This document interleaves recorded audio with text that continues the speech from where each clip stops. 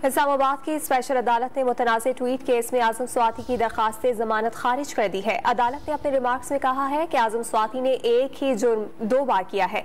इसी पर बात करेंगे। डॉन न्यूज़ के नुमाइंदे उमर मेहताब हमारे साथ मौजूद होंगे। उमर, बताएगा समाअत के दौरान मजीद क्या कार्रवाई हुई है और अदालत ने क्या रिमार्क्स दिए?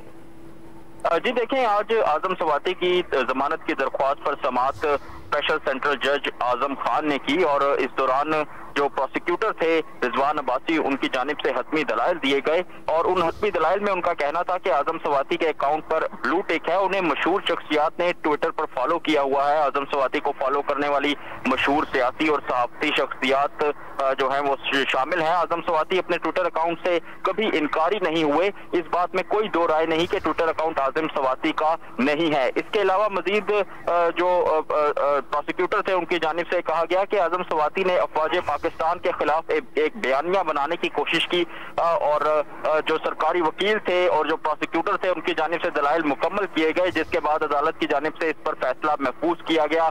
इससे कबल आपको बताएं तो बाबर ऐवान की जानिब से जो है आजम स्वाति के हक में दलाइल दिए गए थे और दरख्वास्त जमानत के हक में जो है वो दलाइल दिए गए थे। ताहम आज जो था, आज प्रोसिक्यूटर की जानिब से हतमी दलाइल मुकम्मल करने पर अदालत ने फैसला महफूज किया, जो कि अब सुनाते हुए आजम स्वाति की दरख्वास्त की जमानत जो है वो खारिज कर दी गई है। और अदालत की जानिब से कहा गया है कि आजम स्वाति ने एक ही जुर्म का 2 बार इर्तिकाब किया है। इससे पहले भी आजम स्वाति की जानिब से जो है वो इस तरह के इस किस्म के ट्वीट्स किए गए थे, सोशल मीडिया पोस्ट की गई थी। ताहम फिर भी आजम स्वाति जो है वो बाज नहीं आए, उनकी जानिब से दोबारा इस तरह का काम किया गया।